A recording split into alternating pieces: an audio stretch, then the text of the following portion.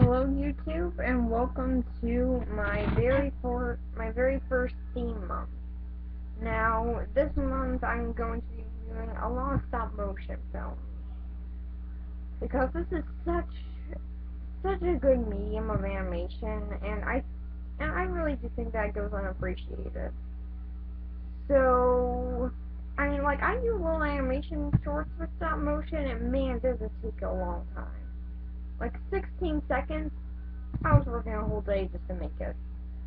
So, yeah, stop motion is a very hard medium.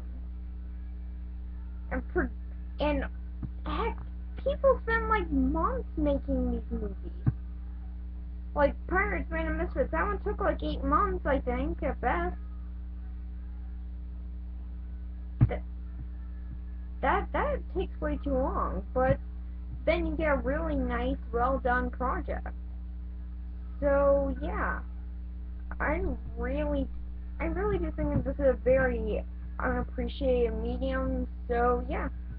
And the movie I'm going to be reviewing today is Mary and Max. Oddly enough, produced by Bill Murray. Yeah, I was very surprised by that credit. Okay, yeah, let's just go into the story. Now, the story of this movie is actually pretty simple. It's about a little girl named Mary who, well, was just kind of bored one day, and she picks a random name out of a book and says, "Hey, whoever this guy is, then I'll write a letter to him."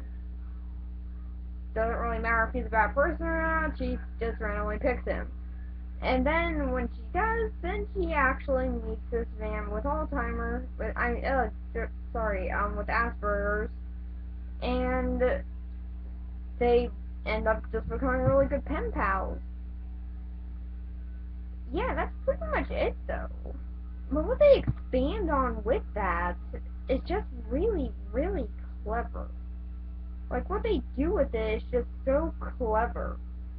In a way, making it both funny, sad, and also just really heartwarming.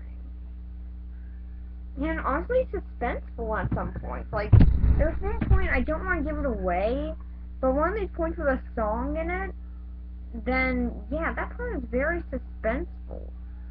Because you don't know what's gonna happen. Although, again, they do fill it in with humor. Like, the character Ivy, oh my god, that character is hilarious. Seriously, they should give her a spin-off movie. Give her a spin-off movie in some way. I need a spin-off movie with Ivy. She is such a funny character. And it's kind of funny how they treat death so strangely. Like, with the character Ivy, they're just like, oh, she died. Tombstone. Tombstone. That's it. I'm just like, wait, oh, what? Well, that's kind of rushed. Okay. But it really does work. Like, with the feel of the film, it's very heartwarming, but you know that's still trying to be lighthearted. And that's exactly what it is, a lighthearted, heartwarming film. Especially in the story, which is so strong, but I don't want to give anything away, because it's still just such a good movie. If you haven't seen it, go check it out. Go find it online. It wasn't that hard. So, yeah. So, my total review of the story. Oh, yeah, and there's one scene that made me cry. Like, there's one scene that made me cry in it that, oh my god, it shouldn't have made me cry. It's this one scene where Max would just do this thing with lifesavers, you know, the little treats. Yeah, that one made me cry just because it made me think of my grandma, so yeah. I don't know why I'm saying this, it just kind of did. I'm just bringing that up because I'm pretty sure that nobody else in the world will cry about that. And most of the people would just laugh at it. So yeah. Total review of the story. 6 out of 10. It's not a bad story, but it does have some flaws. Like, okay, here's why I give it a 6 out of 10. Sometimes the humor overshadows what's supposed to be sad.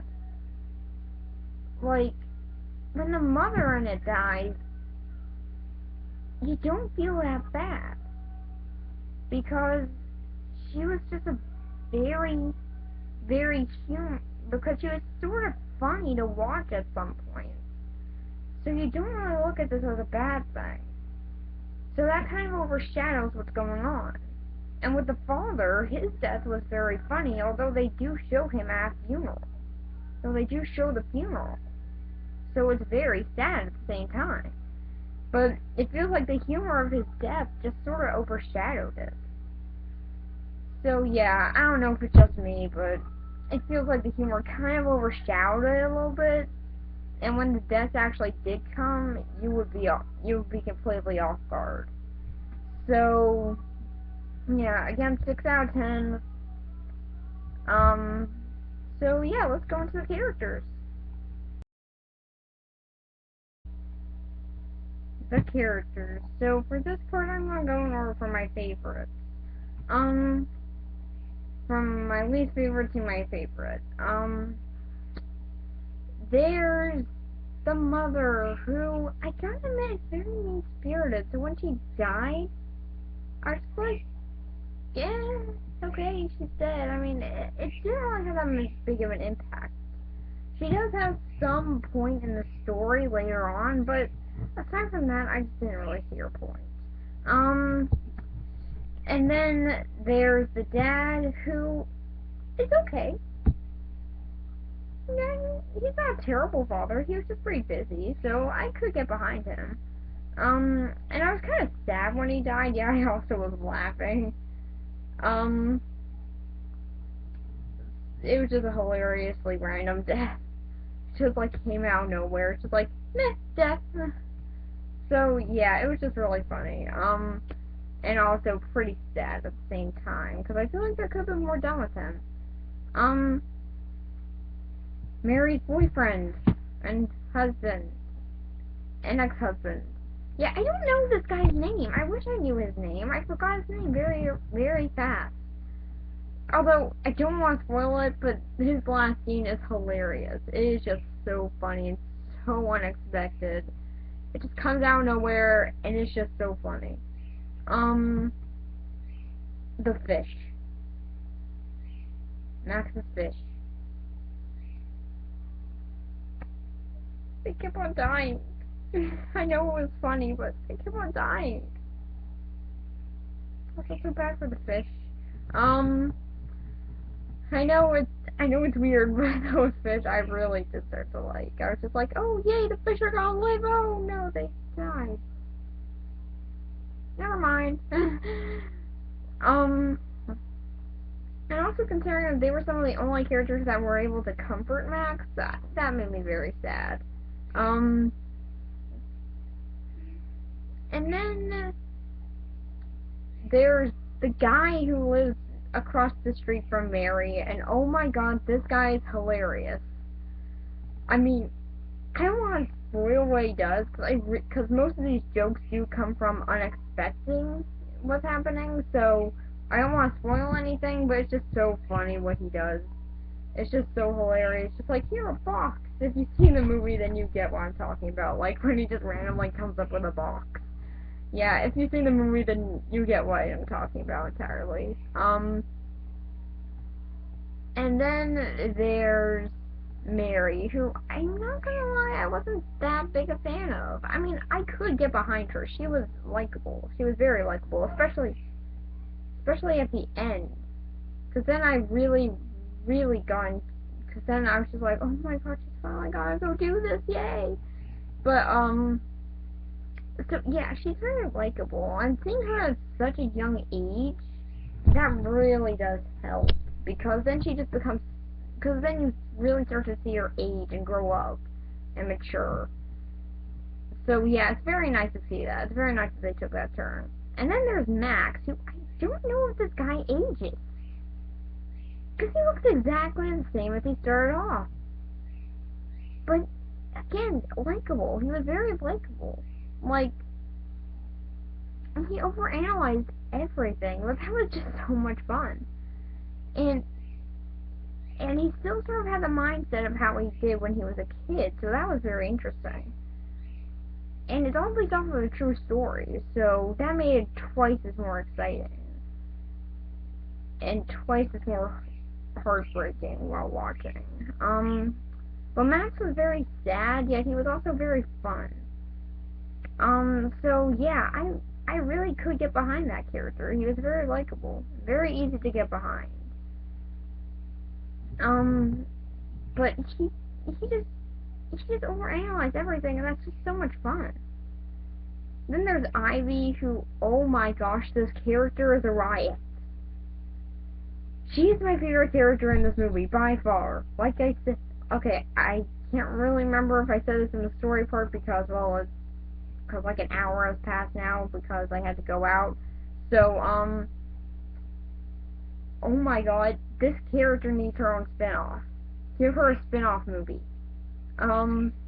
She's just such a likable character. I love how she acts. She just treats everything with such a positive light, but in such a humorous way. It's so much fun to watch. So, all in all, what do I think of the characters? Well, my total rating will be 7 out of 10. No, sorry. Okay, 7 out of 10. They're just such likable characters. They're all so strong, and most of them have a point. Except for their dad. He was just kind of there. Because, well, she had a dad. That's kind of the only reason why he was there. I wish that he contributed something a little bit more, though. But, aside from that, most of the characters do have something tied into the plot, which is really interesting. So, yeah. On to the animation.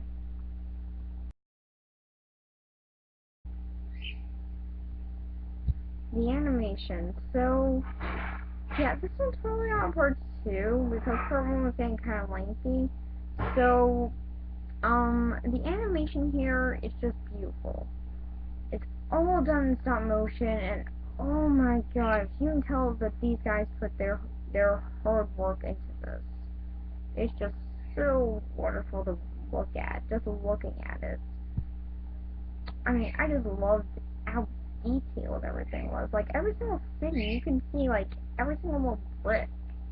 And that's very impressive. Although most stop motion is like that, but this one is all in black and white and browns, and only really having the main color that sticks out being red. So yeah, it's very nice and very unique to see. And it's so much fun to look at because, oh my god, it's just so beautiful. There's nothing really more to say about it aside from this animation is very good. So, animation, 8 out of 10. So, what do I think about this whole entire film? I enjoyed it. And yeah, this one's actually probably is gonna be in part 1. But I really do enjoy this movie. It's very fun. It has this fun yet serious feel to it. Every single bit of it has this sort of effort. You can tell they put this effort into this movie. And I think that that's very good to show. Like, you can tell every single bit of this was very hard to do. And I think that that's what they really want you to get out of this, is also the experience of watching it. Not just like seeing it as a movie, just seeing it as an experience. Like, this is something that really happened. It's based off of a true story. So, it's a very, very sad yet fun movie. So, yeah. Total review, 7 out of 10. It has its flaws, but no movie's perfect. And next week I am going to be reviewing Wallace and Gromit, because I'm going to be continuing with Stop Motion Month.